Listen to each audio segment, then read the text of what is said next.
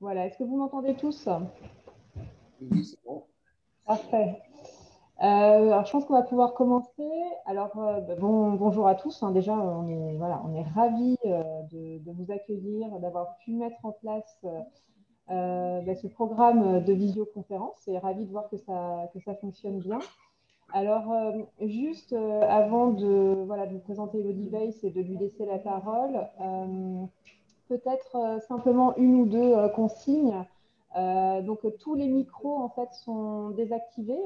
Voilà, je pense que c'est bien que ça reste désactivé pour ne pas gêner Elodie Weiss pendant sa conférence. Ce que je vous propose, c'est que en fait, vous avez une possibilité de discussion sur Zoom. Si vous avez des questions à poser, vous pouvez tout à fait en fait poser vos questions par écrit et à ce moment-là, Elodie Weiss, à l'issue de la conférence, pourra répondre à l'ensemble de vos questions. Voilà. Ou même attendre tout simplement la fin de la conférence, hein, pour poser les questions.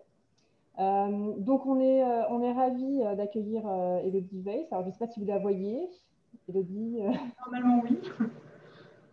voilà, donc Elodie est la commissaire de l'exposition Hyacinthe Rigaud,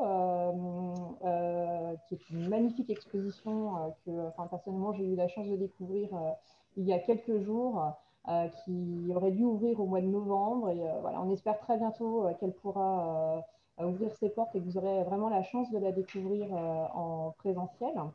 Elodie Weiss est conservateur du patrimoine et ancienne élève de l'École nationale des Chartes, où elle a soutenu sa thèse en 2015 sur une famille de peintres spécialistes du portrait au XVIIe siècle, les L. Ferdinand.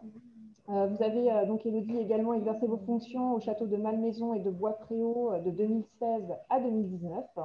Et vous avez donc rejoint le service de la conservation du château il y a 1 an et demi, où vous vous occupez des peintures du XVIIe siècle avec une autre conservatrice, Béatrice Sarrazin, que vous connaissez tous également. Voilà, donc on est ravis de pouvoir organiser cette conférence. Je pense que ça va être une belle introduction avant de découvrir vraiment en réel cette magnifique exposition. Je vous laisse la parole.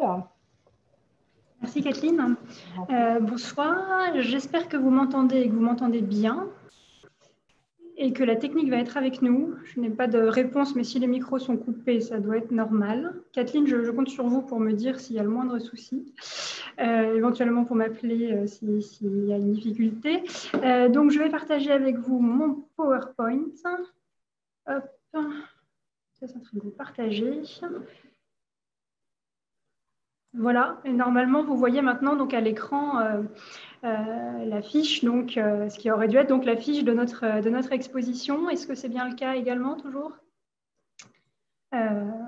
Bon, j'espère, parce que je n'ai aucune réponse. Il n'y a pas de problème. Bon, très bien, parce que c'est vrai que c'est un exercice toujours un peu délicat, voilà, présenter à distance une exposition qui n'a pas ouvert. Je ne vous cache pas que c'est un peu particulier. Évidemment, tout cela est un peu paradoxal compte tenu du contexte. Donc, l'exposition Rigaud aurait dû être la grande exposition d'automne du château. Ça devient l'exposition d'hiver, l'exposition de printemps. On va voir jusqu'où on peut aller. L'ouverture donc était prévue le 17 novembre. Or, donc, nous avons été reconfinés le 30 octobre. Et voilà, je ne sais pas si vous vous souvenez, mais au moment où on a eu ce premier reconfinement, finalement, tout le monde pensait que la situation était temporaire et qu'on allait pouvoir réouvrir vite. Et c'est la raison pour laquelle toutes les œuvres sont arrivées. On a monté l'exposition.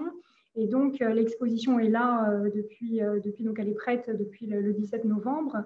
Et simplement, elle n'a jamais pu ouvrir. Elle n'a pas reçu de visiteurs. Et elle accuse donc aujourd'hui 72 jours de retard, 72 aujourd'hui. Ce qui est évidemment pour nous une nouvelle tout à fait décourageante et désastreuse. Mais voilà, elle a été prolongée donc jusqu'à la mi-avril, comme vous pouvez le voir sur l'affiche qui est sous vos yeux sur l'écran. On espère donc pouvoir continuer à tenir. On va tenir autant que possible. L'objectif, bien sûr, c'est de la maintenir et de l'ouvrir au public. Mais donc, évidemment, nous n'avons comme tous aucune visibilité sur ce qui va pouvoir se passer. Donc, c'est une exposition d'environ 150 œuvres. majoritairement donc des portraits de Rigaud, bien sûr, mais aussi donc d'autres peintres contemporains. Et ça, c'était vraiment donc une volonté du commissariat, qui est un commissariat à 3 têtes, avec à la fois donc la spécialiste de l'artiste, Ariane James Sarrazin, qui travaille sur Rigaud depuis 30 ans, qui vient de publier donc deux énormes monographies de Rigaud, enfin une monographie en 2 volumes aux éditions Faton en 2016. Une volonté donc de Laurent Salomé, notre directeur, qui assure avec moi le commissariat général de l'exposition. On voulait donc comparer Rigaud aux autres portraitistes de l'époque également. Donc l'expo ne montre pas que des Rigaud. Nous avons aussi donc emprunté des tableaux de François de Troyes et des tableaux de Nicolas de Largillière, et même quelques œuvres de peintres moins connus et représentées seulement dans les collections de Versailles, comme donc Jacques Dagard, Gabriel Revel, enfin des artistes plus rares, pour montrer donc ce qu'est une carrière de portraitiste au XVIIe siècle et comment Rigaud donc s'insère dans son temps. On a voulu aussi montrer donc un Rigaud un peu moins connu, et notamment donc la peinture religieuse de Rigaud. Et ça, ce sont donc des prêts évidemment que nous avons réussi à avoir. Et donc, il y a un florilège de peintures religieuses de Rigaud dans l'exposition. On voit également ses dessins et ceux de son atelier, et aussi donc des sculptures, parce que Rigaud était très proche de nombreux sculpteurs, dont Antoine Coisevaux et Martin Desjardins.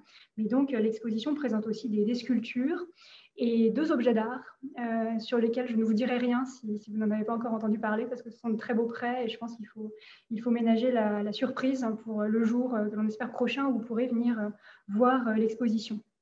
Donc, c'est une exposition d'environ 150 œuvres, sachant qu'on estime que Rigaud a peint entre 1500 et 2000 tableaux, en comptant donc les répliques et les copies. C'est un chiffre qui peut vous paraître très important, mais qui est le reflet d'une très très longue carrière. Rigaud, c'est quelqu'un qui rentre en apprentissage à l'âge de 12 ans et qui peint quasiment jusqu'à la veille de sa mort. Il en a plus de 80. Donc voilà, il y a 70 ans d'activité et un atelier abondant, donc un nombre très très important de tableaux.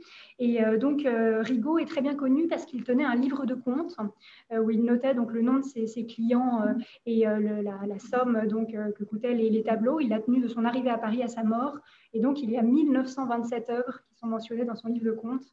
Donc, et encore, tous les tableaux n'y sont pas. Donc ça vous donne vraiment une idée de l'importance de ce corpus.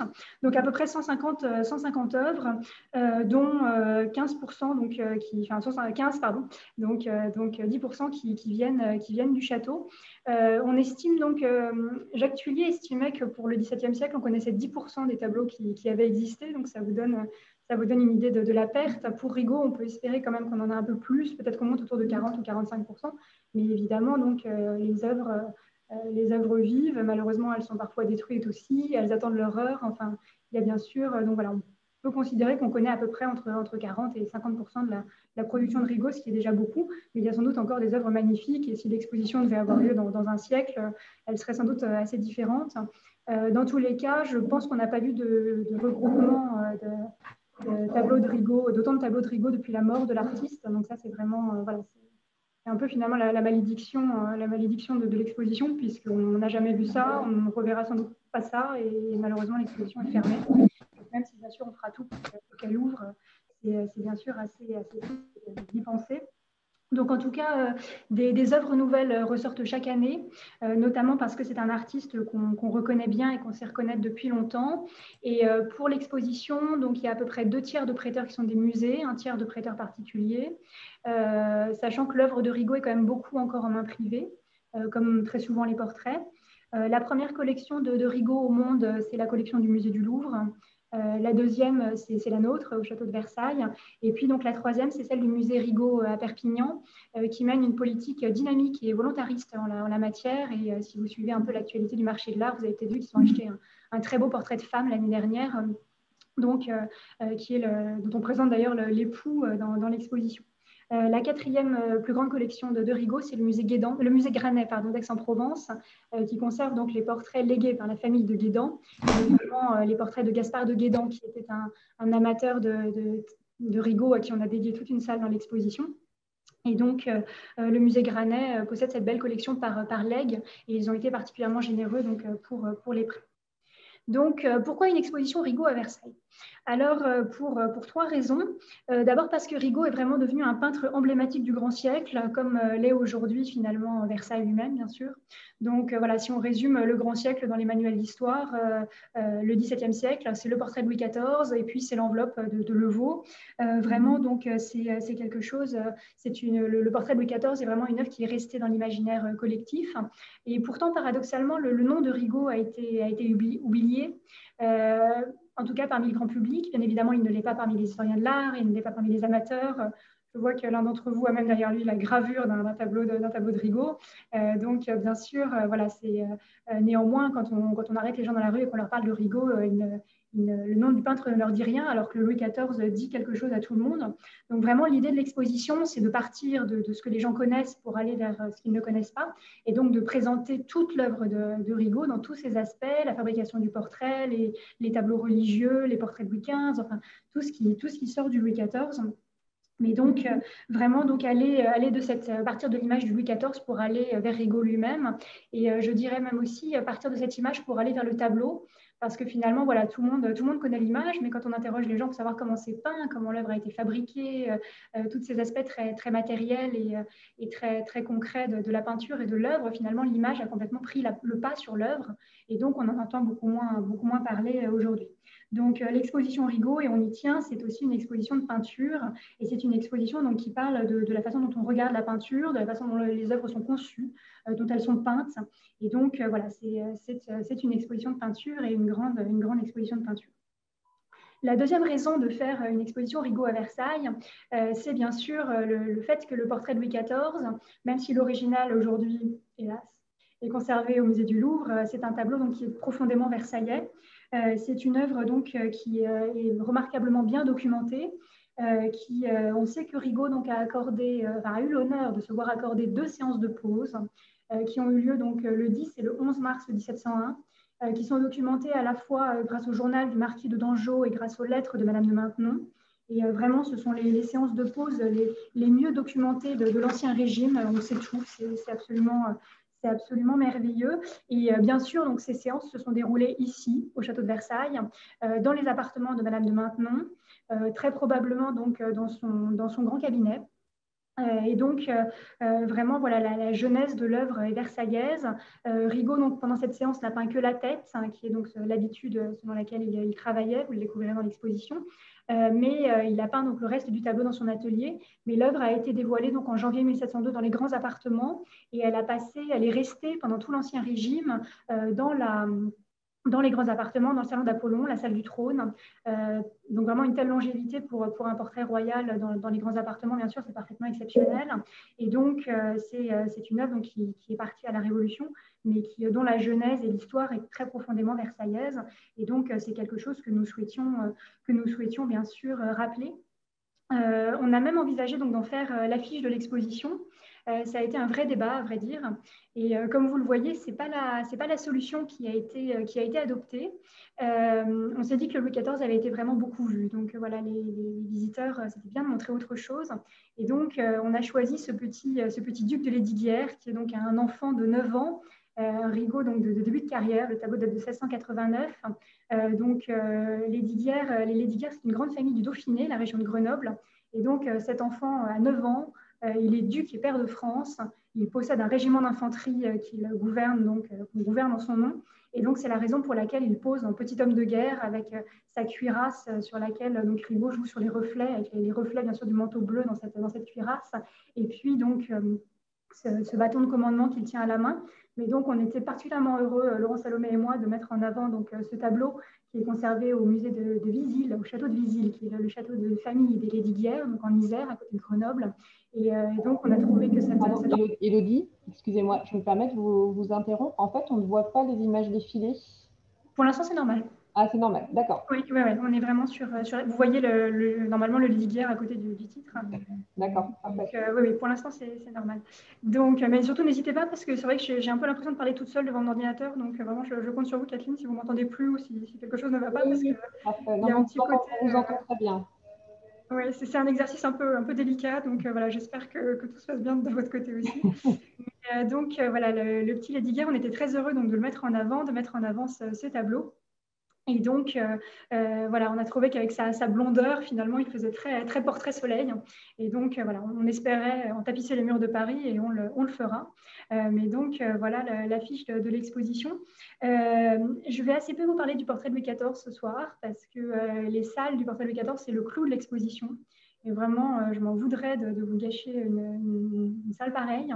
Mais vraiment, pour vous faire attendre, on a conçu un podcast qui est disponible donc, sur le site du château de Versailles, où on s'est amusé, c'est le terme, à reconstituer donc, aussi précisément que possible les conditions de création de ce tableau, à la fois donc, grâce aux sources, les lettres de Madame de Maintenon, le journal de Dangeau, et grâce à ce qu'on sait des méthodes de travail de Rigaud, grâce à la presse de l'époque aussi. Et donc, on a créé un podcast de 22 minutes qu'on a vraiment conçu comme un récit, qui est disponible donc, sur la page d'accueil du site du château et qui j'espère, permettra d'attendre et de préparer la visite.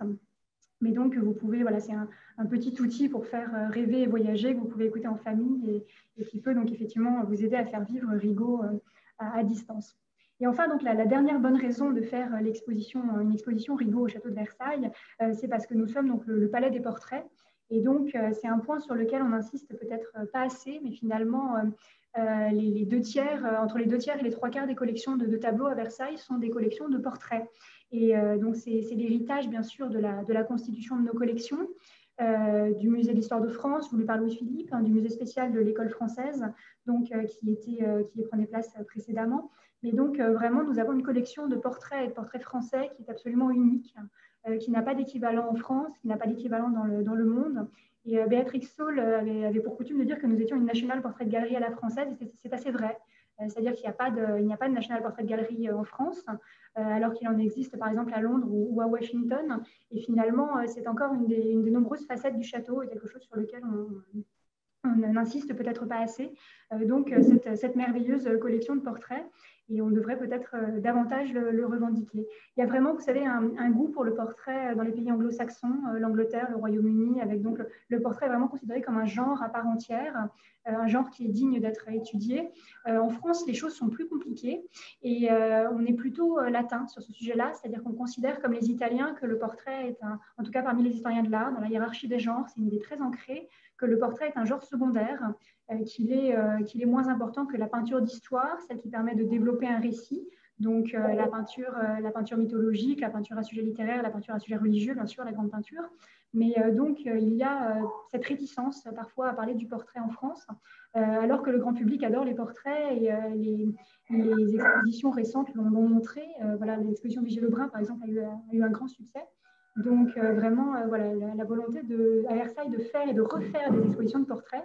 Et moi qui suis une jeune conservatrice et qui a eu le plaisir de venir petite fille à Versailles, je me souviens d'y avoir vu des expositions sur le portrait au XVIIIe siècle. Donc j'avais vu l'exposition Rollin, l'exposition Nature.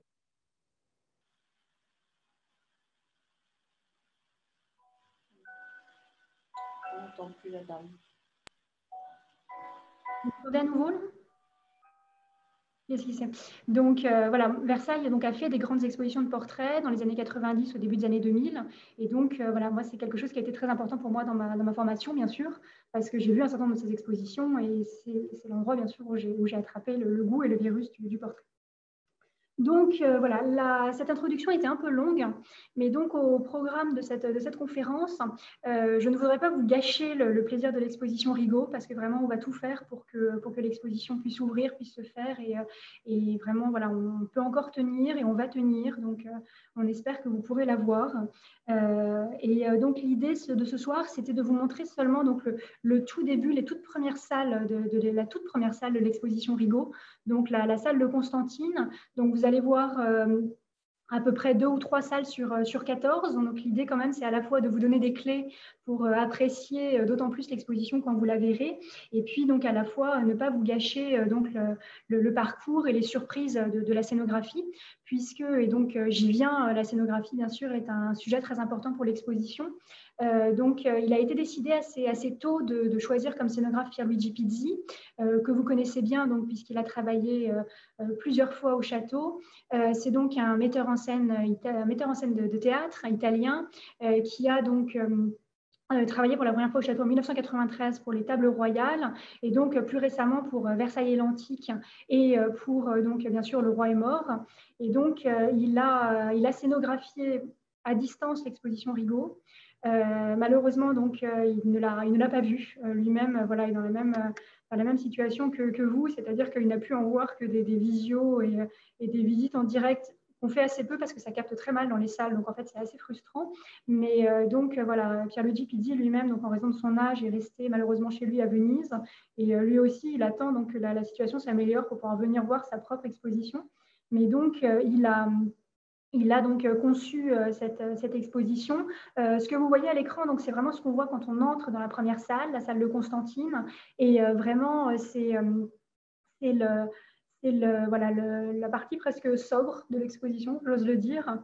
Et donc, voilà, ensuite, la scénographie est de plus en plus grandiose, ce qui vient vraiment soutenir le propos et soutenir ces quelques 150 portraits, et notamment, bien sûr, dans la partie consacrée au roi.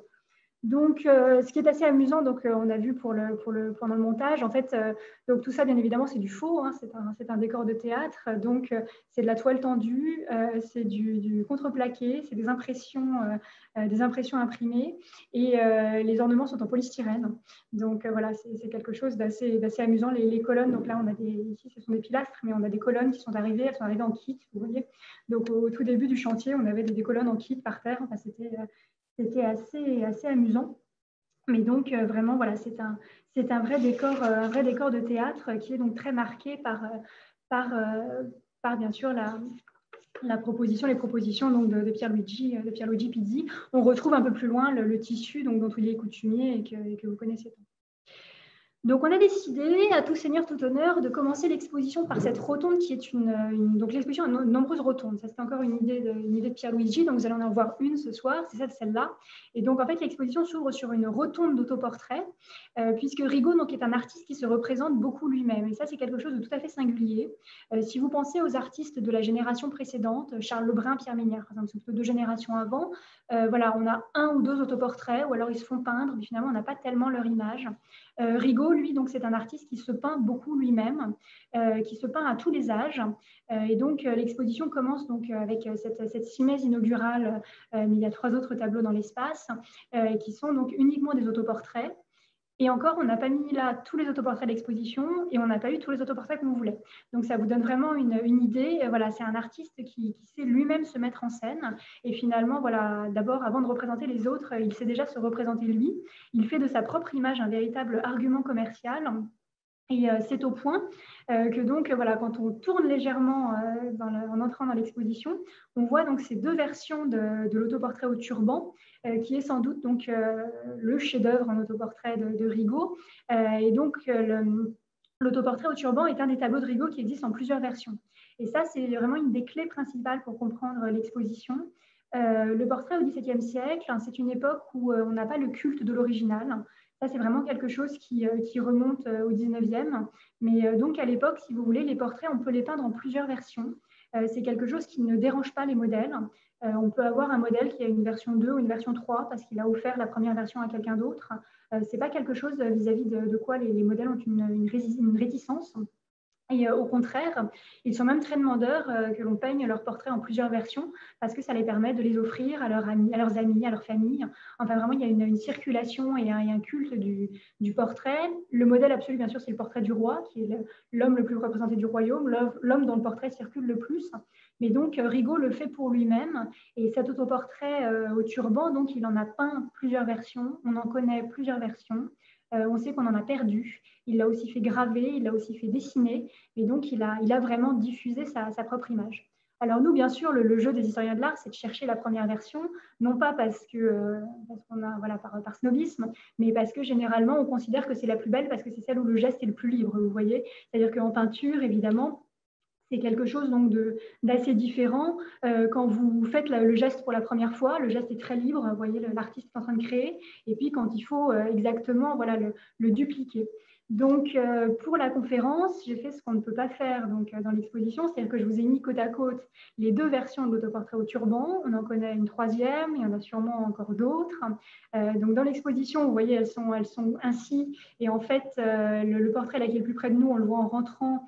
Et le deuxième, on le voit par la transparence, donc dans l'ouverture, et on le voit en sortant. Donc, c'est le dernier tableau de l'exposition.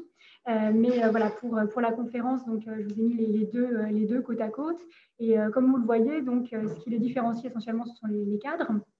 Donc, l'autoportrait de gauche, que j'ai toujours mis à gauche dans tout le reste de la conférence, donc il est à gauche, il appartient au musée de Perpignan. Il est déposé au musée de Perpignan. C'est une œuvre, c'est ce qu'on appelle un MNR, c'est une œuvre qui est rentrée d'Allemagne après la Seconde Guerre mondiale et qui attend son éventuelle restitution donc à ses légitimes propriétaires. Et à droite, donc, on a une œuvre qui est dans une collection particulière et qui est donc une deuxième version. Et les deux œuvres sont si proches que Ariane James Sarrazin, donc la spécialiste de l'artiste, a proposé que Rigaud avait pu les peindre, vous voyez, l'une à côté de l'autre en mettant une touche sur l'un et une touche sur l'autre. Donc, ce n'est bien sûr, voilà, c'est difficile à prouver, mais en tout cas, donc, les deux œuvres sont extrêmement proches. Et Rigaud donc, pose bien sûr en artiste dans son atelier, donc la tête recouverte d'un bonnet. Il s'inspire bien évidemment de tous les autoportraits d'artistes qui ont été peints avant lui. Les autoportraits, donc il y a bien sûr un superbe autoportrait de Van Eyck avec un turban, les autoportraits de Rembrandt. Rigaud est un des premiers à s'intéresser, à se passionner pour Rembrandt. Il possédait un autoportrait de Rembrandt qu'on n'a pas pu emprunter malheureusement, mais voilà, il avait une œuvre de Rembrandt dans sa collection. Et finalement, il fait exactement comme Rembrandt, c'est-à-dire qu'il se peint beaucoup lui-même, il fait copier son image, il la fait copier par ses élèves, il la réplique. Et donc, il a une stratégie de promotion de son art à travers son image qui est vraiment tout à fait imprimée, tout à fait inspirée de Rembrandt. Ceci étant, en termes de peinture, c'est assez différent parce que Rembrandt, vous voyez, c'est une pâte assez épaisse, il met beaucoup de peinture sur sa toile. Vraiment, voilà, il y a toujours plusieurs millimètres de peinture. Rigaud, au contraire, plus ça va, plus la peinture est fine. Et il s'inspire plutôt donc, de ce qu'on appelle la peinture fine de Leyde, donc le style de Guéridou, donc avec des œuvres donc, de plus en plus léchées, avec de moins en moins de peinture donc, sur la toile. Donc là, je vous ai mis donc, les deux visages, donc toujours Perpignan à gauche et la collection particulière à droite. Le col est un peu moins blanc, c'est l'effet de la photo, mais vous voyez vraiment que les deux œuvres sont très très semblables, donc avec les points de lumière dans les yeux placés exactement au même endroit, avec donc ce liseré d'or qui est tout à fait identique, et elles ont exactement le même format, bien sûr. Et donc, toute la question est de savoir, de voir les différences entre les deux. Je vous laisserai juge quand vous serez dans l'exposition. Voilà, c'est ce qui est intéressant aussi avec les questions d'attribution, si vous voulez, c'est que tout le monde a un avis. Il suffit d'observer la peinture finalement, et chacun peut donc regarder la façon dont les choses sont peintes et se faire lui-même un avis. Sur les deux œuvres, le geste, voilà, c'est peut-être pas les œuvres de Rigaud où le geste est le plus libre, donc peut-être qu'il y a encore d'autres versions qui restent à découvrir, où finalement le pinceau va sur la toile avec encore plus de liberté. Alors là, donc, ce sont les deux mains qui tiennent la palette et qui tiennent les autres pinceaux. Et donc là, vous voyez donc une légère différence sur la tache de peinture jaune. Et voilà, on atteint ici les limites de l'exercice, c'est-à-dire que sur le tableau original, Rigaud a fait sur les touches de peinture ce qu'on appelle un empattement, c'est-à-dire qu'il a mis un peu plus de peinture. Et donc, bien évidemment, voilà, c'est quelque chose qui conserve assez mal, les empattements. Ça a tendance à se casser ou à disparaître quand on traite ensuite la toile. Mais là, voilà, quand on les regarde, on sent encore, et ça a dû être encore plus prégnant à l'époque de Rigaud, que bien évidemment, il y a un jeu qui est d'imaginer que c'est une vraie palette avec des vraies touches de peinture. Vous voyez, comme si la touche de peinture était encore humide et comme si on pouvait encore donc, mettre le pinceau et soi-même donc tracer ses couleurs. Et donc, on a là encore donc, cette main avec une petite différence sur le pouce. Vous voyez qu'on a une lumière donc, un peu différente ici. Je ne sais pas si vous voyez aussi ma souris. Mais donc, vraiment, voilà, deux œuvres qui sont extrêmement, extrêmement proches. Et ça, donc voilà, c'est les empattements donc les mieux conservés sur donc la version conservée donc en collection particulière.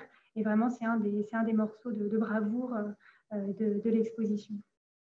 Donc, autre temps, deuxième autoportrait de Rigaud, qui nous vient toujours du musée Rigaud à Perpignan, qui est donc un des grands prêteurs de l'exposition, pour qui on a fait une petite exposition de contrepartie sur les Reines de France, qui est fermée elle aussi. Donc, ce tableau, on l'appelle l'autoportrait au cordon noir. Il a été peint entre 1710 et 1727 et ce n'est pas lié au magnifique ruban que Rigaud a dans les cheveux, mais plutôt donc au cordon qu'on voit délicatement sur son juste au corps. Le tableau donc a été repris au moment où Rigaud a reçu l'ordre de Saint-Michel, qui est donc l'ordre le plus prestigieux pour les artistes, donc vers 1727.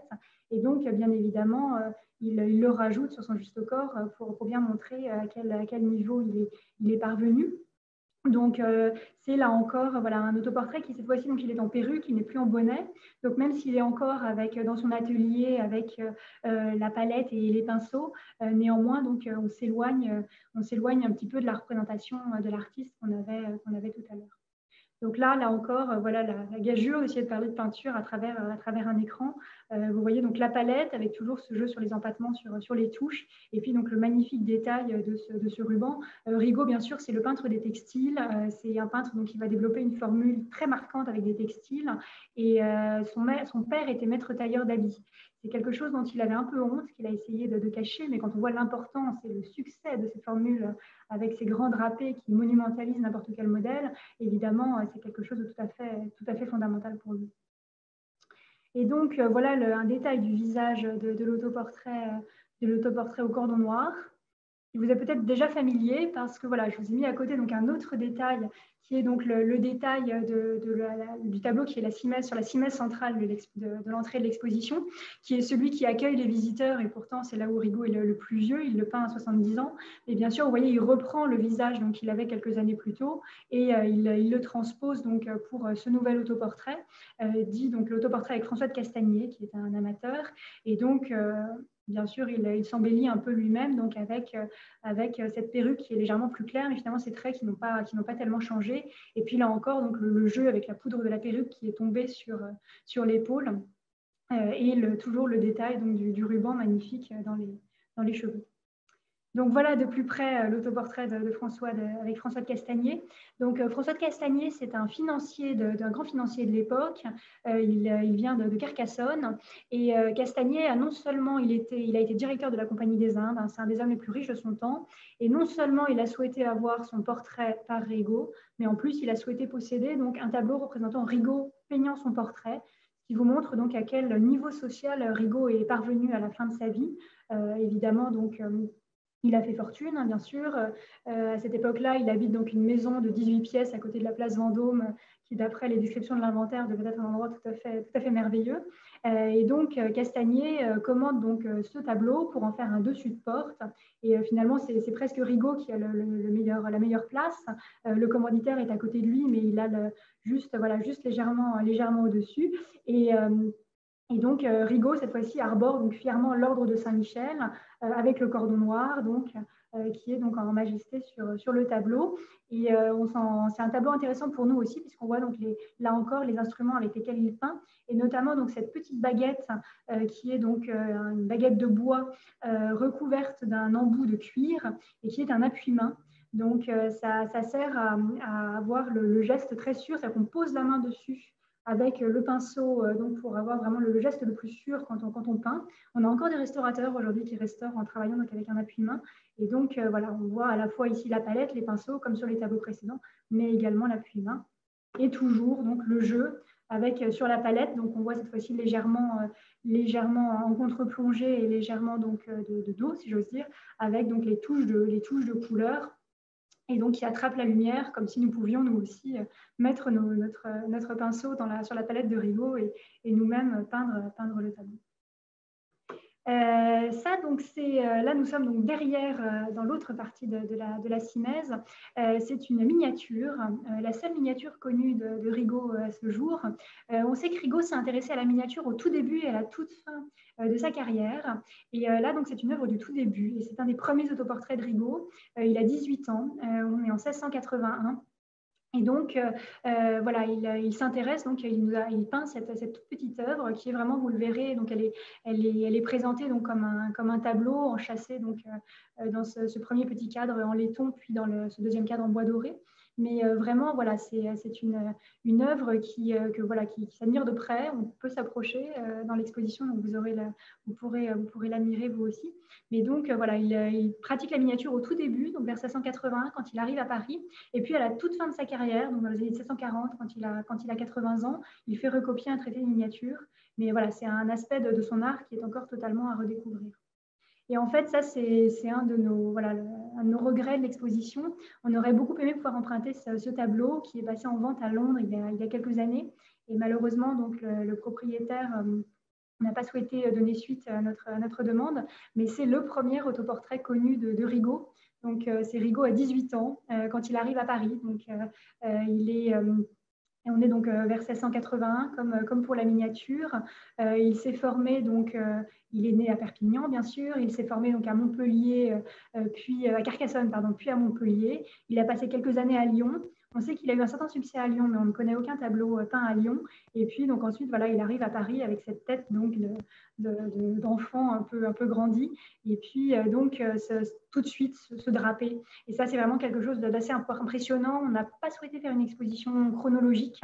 Donc, les œuvres de jeunesse sont un peu disséminées dans l'exposition. Elles sont magnifiques. Donc, vraiment, les œuvres de jeunesse de Rigaud sont surreprésentées dans l'exposition et on assume parce que vraiment, les années 1680, 1690, c'est le moment où il arrive, il veut s'imposer, il est le meilleur et il fait des choses magnifiques. Et vous voyez déjà à 18 ans, donc il a ce goût pour le grand drapé et donc il se représente avec ce manteau bleu assez lourd, totalement inventé, hein, bien sûr, et donc qui le monumentalise lui-même. Et ça, vraiment, c'est une formule qu'il a tout de suite.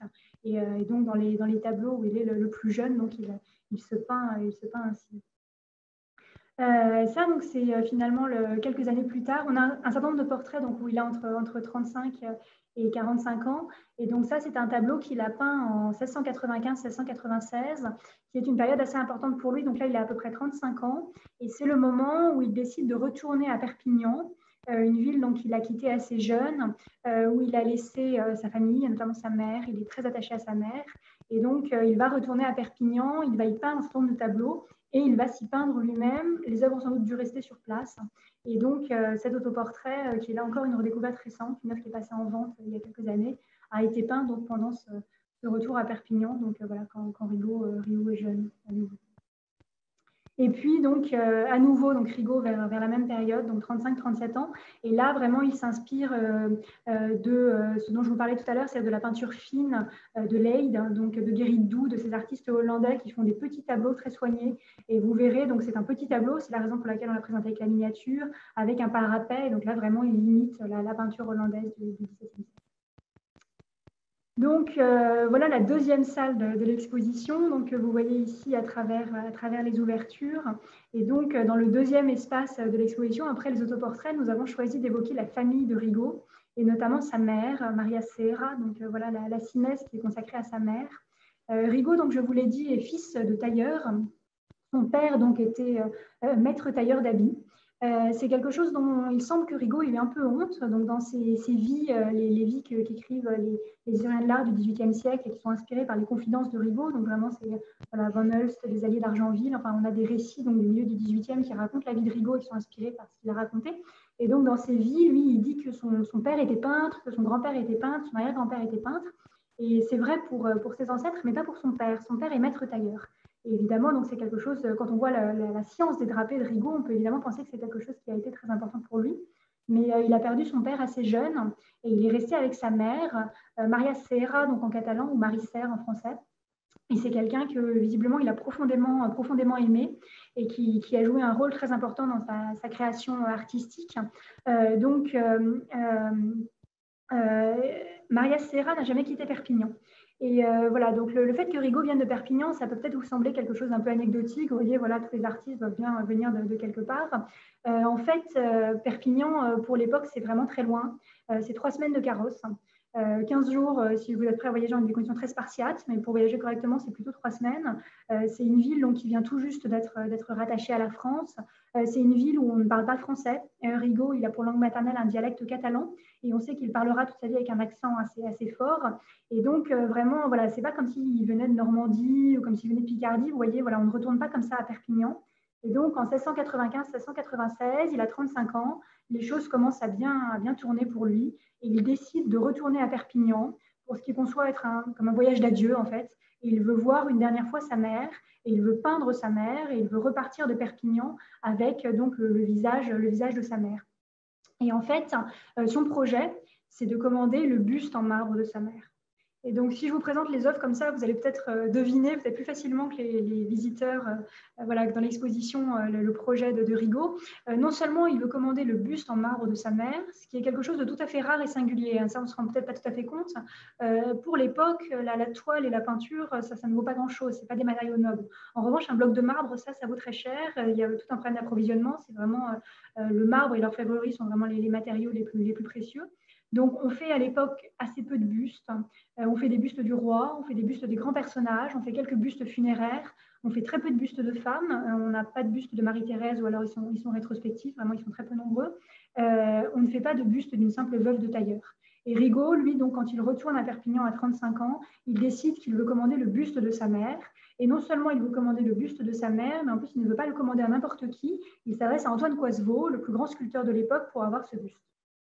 Et comme il est bien évidemment inenvisageable que Coisevaux fasse 3 semaines de carrosse à l'aller et 3 semaines de carrosse au retour pour rencontrer la mère de Rigaud, eh bien c'est une des raisons pour lesquelles Rigaud y va lui-même. Et il va représenter sa mère de face et sous les deux profils. Et c'est à partir de ces tableaux, donc du double portrait que vous avez ici et du portrait de face, que Coisevaux va sculpter le buste de sa mère. Donc évidemment, c'est quelque chose qui avait été fait auparavant, mais pour les plus grands personnages. Donc ça a été fait pour Richelieu, ça a été fait pour le roi d'Espagne Charles Ier, par Van Dyck et par Champaigne. Et donc voilà, pour une simple veuve de tailleur, c'est quelque chose de tout à fait incroyable. Et donc Coisevaux va donc sculpter ce buste uniquement à partir des tableaux. Il va mettre donc plusieurs années à le faire. Il va le faire bien sûr à Paris. Donc Maria Serra ne verra jamais son buste.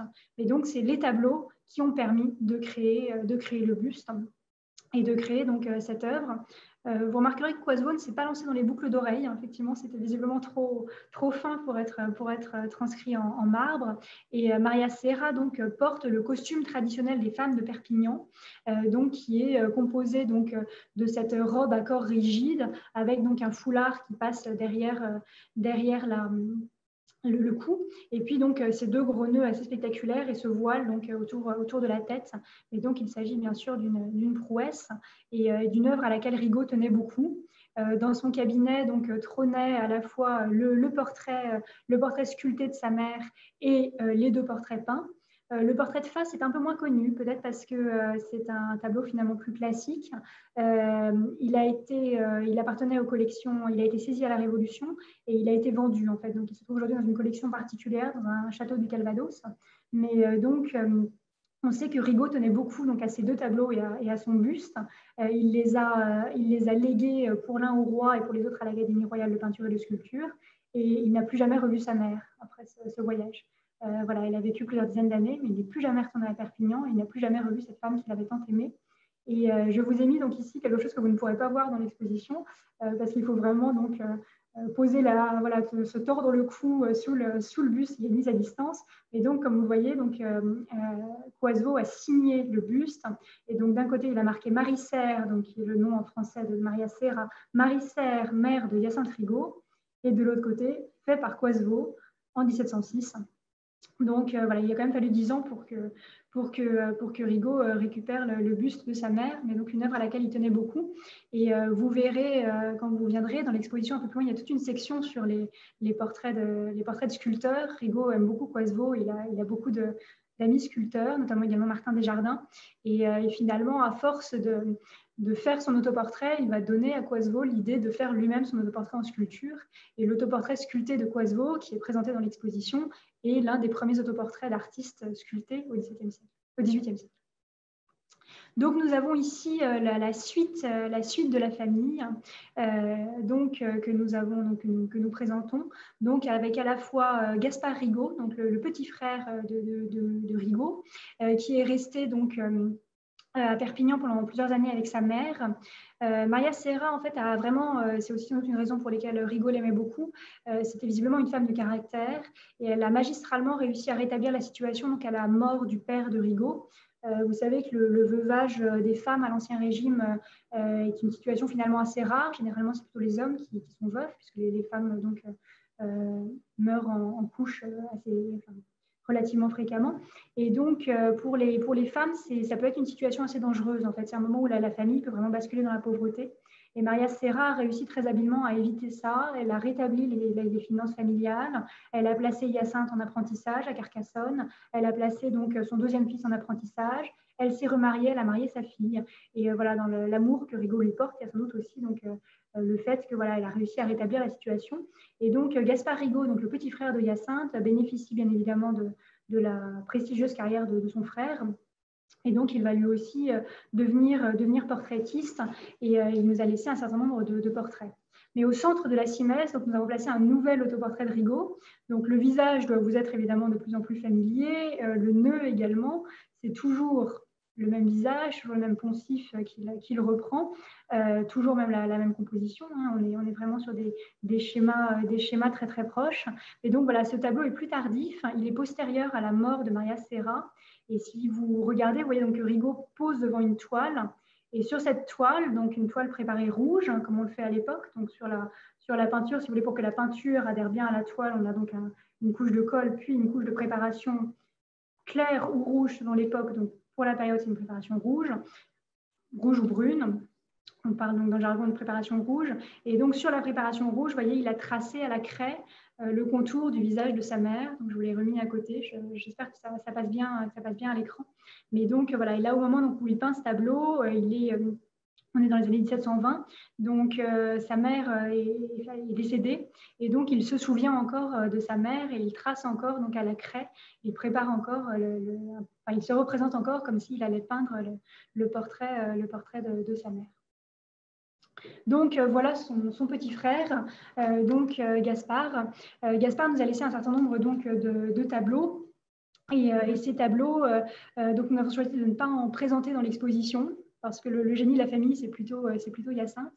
Mais donc, néanmoins, nous présentons donc, le portrait de Gaspard, qui est une redécouverte récente, qui a été assez restauré, d'où le fait, vous voyez, qu'il a ce teint un peu blanc, qui contraste avec les deux autres tableaux de la Simès qui ont gardé davantage de vernis. Mais donc, voilà, Gaspard va bénéficier de la carrière de Rigaud et il va mourir donc, assez précocement en 1704 et il va laisser donc, à Rigaud charge de s'occuper de ses enfants. Donc, Rigaud, finalement, va s'occuper de ses neveux. Il n'aura pas d'enfant lui-même, mais il restera donc, bien évidemment très, très attaché et très fidèle aux souvenirs de sa famille et aux souvenirs de Gaspard. Voilà. Donc, j'avais prévu de m'arrêter là et peut-être donc maintenant d'engager la discussion et la conversation parce que l'exercice est quand même assez étrange, je ne vous le cache pas. Je vais essayer de remettre les choses en plein écran. Ce n'est pas tout à fait évident. Arrêtez. Voilà. Et peut-être, Kathleen, je ne sais pas si vous souhaitez, du coup, comment vous souhaitez organiser les choses. Alors,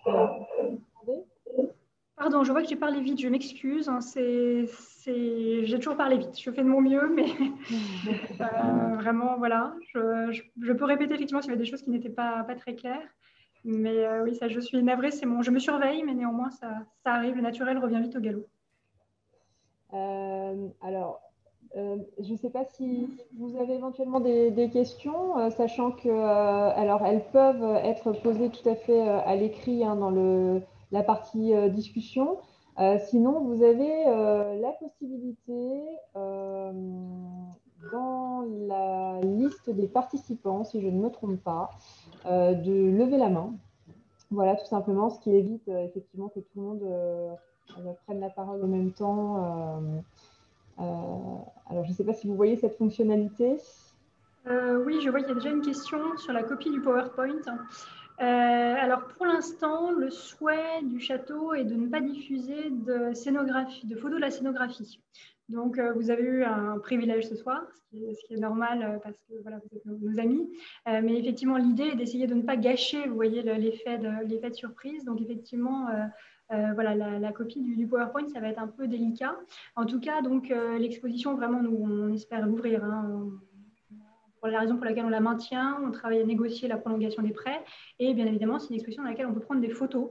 Donc, il y a 2 prêteurs qui ont refusé qu'on photographie leur tableau. Un prêteur qui a refusé qu'on photographie leur tableau. C'est les collections royales espagnoles. Donc là, vous les reconnaîtrez, il y a un petit signe sur le cartel. Mais sinon, voilà, on peut prendre, vous pourrez prendre toutes les photos que vous voulez dans l'exposition. Et donc, voilà, les photos que vous avez vues là, ce sont uniquement donc, des photos que j'ai prises moi-même dans l'exposition. Donc, voilà, qui est assez plutôt photogénique, je dois dire.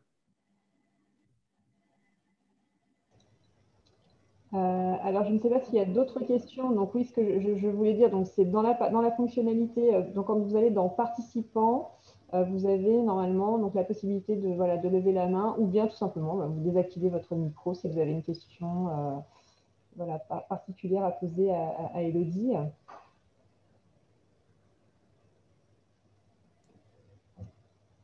Ah, je vois une dame, Madame Rucker, qui voulait poser une question.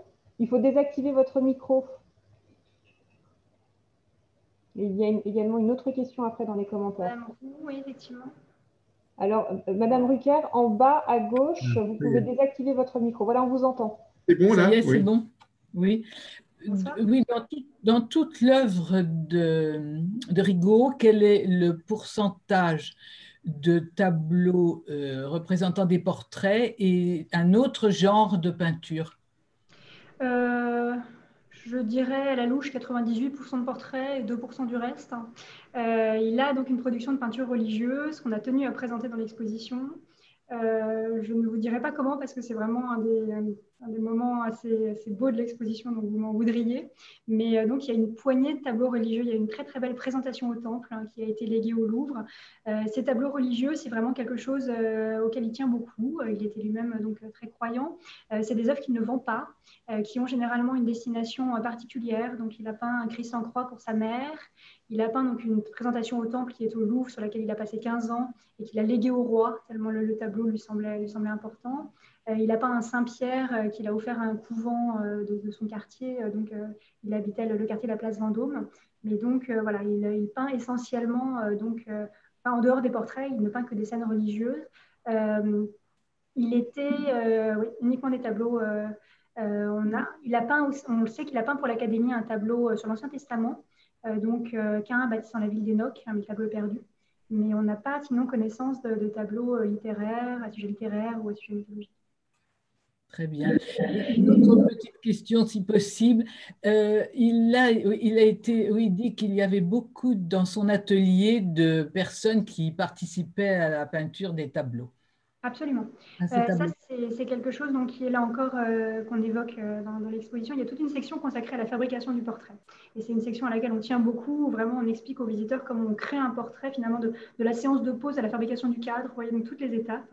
Et bien sûr, donc Rigaud a un atelier nombreux. C'est quelque chose qui est un peu difficile à documenter parce que vous voyez, quand quelqu'un passe dans un atelier, il n'y a pas forcément un acte d'archive derrière. Donc c'est difficile de savoir pour nous comment ça se passe. Mais on estime qu'il y a en permanence entre 7 et 15 personnes. Il y a à la fois des élèves qui se forment, il y a à la fois des artistes plus âgés qui viennent parce que chez Rigaud, il y a du travail. Donc, le père de Jean-Marc Natier, par exemple, Marc Natier avait 20 ans de plus que Rigaud, il est passé dans l'atelier pour travailler avec Rigaud. Et puis, il y a aussi des spécialistes. Donc, il y a Joseph Parocel, qui est un peintre de bataille merveilleux, qui peint le fond de certains des tableaux. Il y a des peintres de fleurs, il y a des peintres d'animaux. Donc, effectivement, il a un atelier très fécond. Essentiellement, quand même, il a des assistants qui l'aident pour les répliques et les répliques, donc les deuxième, les troisième et quatrième versions des portraits. Et quand il peint le roi, là, évidemment, tout le monde veut avoir une réplique. Donc là, c'est le moment où l'atelier est le plus pléthorique. Très bien, merci. Je vois qu'il y a une question sur les autres expositions de Pierluigi Pizzi à scénographie. Là, récemment, il travaille beaucoup pour Versailles. Il a beaucoup travaillé pour Versailles. Donc, il y a eu Le Roi est mort. Et vous reconnaîtrez d'ailleurs peut-être parfois certains de ses tics par rapport à ce qu'il y avait au Roi est mort. Versailles et l'Antique. Il a fait une grande exposition en 1989 qui s'appelait Seicento, le siècle de Caravage. Donc, je n'y étais pas, mais apparemment, c'était quelque chose de grandiose. Mes collègues en parlent encore, en tout cas. Il a fait récemment la scénographie de Bas-Fond du Baroque au Petit Palais, si vous avez vu cette exposition. Donc, mais c'est vrai que c'est plutôt quelqu'un qui fait donc des décors d'opéra plutôt que des scénographies d'exposition. En fait, il est parti de l'opéra pour venir vers les expositions. Je vois également qu'il y a une question donc, sur l'âge des autoportraits. Donc, les autoportraits, généralement, sont assez précisément datés. Et Rigaud tient un livre de compte. Donc, ça, évidemment, c'est exceptionnel. C'est grâce à ça donc, qu'on le connaît si bien. Voilà, si tous les artistes avaient pu faire pareil, la vie des historiens de l'art serait je ne sais pas si ce serait un paradis ou ce serait plus ennuyeux, mais en tout cas, c'est vrai que c'est une source exceptionnelle qui explique aussi que l'art de Rigaud soit si bien connu et depuis si longtemps. Le livre de comptes est présenté dans l'exposition, il est conservé à la bibliothèque de l'Institut aujourd'hui. Il a été édité pour la première fois en 1919, donc ça vous donne vraiment une idée voilà, de l'intérêt qu'il a suscité. Et donc, à la fois grâce au livre de comptes et grâce aux sources, grâce au fait qu'il fait graver ses portraits aussi, on arrive effectivement à les dater généralement à l'année près. Alors, je crois qu'on avait une de main levée, si je ne me trompe pas. Oui, pardon, je ne vois pas les mains levées, donc ça, c'est un peu délicat. Je crois que c'est Sabine Vergne qui avait levé la main tout à l'heure, mais je ne la vois plus. Attends, tu vois. Bonsoir, madame. On vous entend, Sabine. Oui, bonsoir. En fait, vous avez évoqué donc la provenance des différentes œuvres en parlant de musée du Louvre, Rigaud, Pignan, Granet, et également un château. Je n'ai pas entendu vraiment le nom. Il y a plusieurs collections particulières. Oui. Et là, en l'occurrence, c'est le portrait de face de Maria Serra qui est dans un château dans le Calvados qui s'appelle Fontaine-Henri. C'est un château ouvert au Ça public. s'appelle comment, vous dites? Fontaine-Henri. Fontaine comme Fontaine et Mais c'est Henri privé. comme Henri. C'est privé, je pense. Oui, c'est une collection Oui. particulière, tout à fait. On a plusieurs tableaux qui viennent de collections particulières. Et c'est bien sûr, c'est une des, si vous voulez, emprunter et notamment donc des tableaux qui viennent de châteaux ouverts au public. Et là, bien évidemment, c'est une de nos difficultés. Pendant l'hiver, généralement, ces monuments sont fermés. Donc, évidemment, les propriétaires nous prêtent très généreusement leurs tableaux. Pendant l'été, voilà, les monuments sont ouverts au public et on ne peut pas présenter des murs vides. Donc c'est vrai que ça, c'est une de nos difficultés pour la prolongation des prêts. C'est-à-dire qu'évidemment, c'est à la fois évidemment très difficile pour les propriétaires de monuments historiques privés en ce moment. Et voilà, pour nous, c'est une des questions donc, qui est compliquée pour la prolongation des prêts. Et de même, vous avez parlé d'une décoration à un moment lorsque vous avez écrit un tableau et je n'ai pas pu L'ordre noter. de Saint-Michel. L'ordre de Saint-Michel. Très bien, excusez-moi. Merci beaucoup.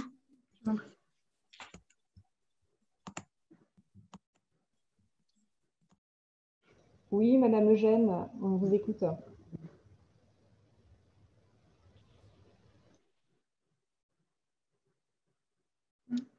Pas du tout. Il faut désactiver votre micro. Vous avez désactivé votre micro? Voilà, c'est bon.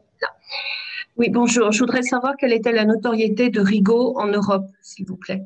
S'il en avait une. Ça, c'est la dernière section de l'exposition. Donc, effectivement, Rigaud donc, a une carrière européenne, ce qui est quelque chose de tout à fait singulier, tout à fait rare donc, par rapport aux autres artistes. C'est très lié, donc, bien sûr, au portrait de Louis XIV et Louis XV, mais surtout Louis XIV, qui sont des œuvres qui ont vraiment un grand succès dès leur époque, qui sont gravées. Rigaud est très sensible à la gravure et à la façon dont son œuvre est diffusée par la gravure. Donc, les gravures, évidemment, ça circule dans toute l'Europe. Et donc, il a une clientèle d'Italiens, il a une clientèle d'Anglais, il a même des Russes, il a des Polonais, il a quelques Espagnols, il a des Portugais. Et donc, dans notre section, on a le duc et la duchesse de Mantoue qui sont donc italiens, on a une Suissesse, on a un prince de Monaco, on a un comte polonais et sa fille qui sont vraiment tout à la fin de l'exposition. Et ceux-là, je vous engage à les regarder de très près parce qu'ils sont magnifiques. C'est un tableau de jeunesse de Rigaud qui vient du musée de Cherbourg. Le musée de Cherbourg est remarquable. Si vous avez l'occasion un jour, c'est une très très belle collection, Cherbourg. Et vraiment, donc voilà, ça c'est un très beau tableau d'exposition. Et donc oui, il a une clientèle européenne et Saint-Simon dit de lui qu'il est le premier peintre de l'Europe.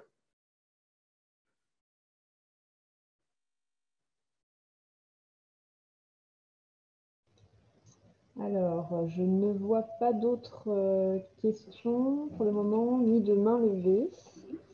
N'hésitez pas à vous manifester si vous avez une question, voilà, à désactiver votre micro. Non, a priori, Que dire sinon, si ce n'est que vraiment, voilà, c'est une volonté de tout l'établissement. Nous, on veut ouvrir dès que possible, on ouvrira dès que possible. Et vraiment, dès que le gouvernement nous le permettra, on le fera, avec bien sûr des conditions d'accès aussi simples que possible pour vous. Parce que vraiment, voilà, Versailles sans visiteurs, c'est un non-sens. Hein. Donc, vraiment, voilà, vous pouvez là-dessus compter sur notre détermination, la détermination de notre présidente, notre directeur. Et voilà, on veut ouvrir Rigaud et j'espère, je pense qu'on y parviendra. En tout cas, un très grand merci, Élodie, hein, pour cette belle présentation. Ça nous a permis vraiment d'avoir un pied dans l'exposition. On espère vraiment pouvoir organiser une visite très prochainement, mais c'était vraiment très intéressant parce que j'imagine que l'exercice n'est pas forcément évident comme ça en visioconférence, à distance, quand on n'a pas le public en face de soi. Donc, vraiment, merci à vous. Hein. Et puis, merci pour ce très beau travail surtout.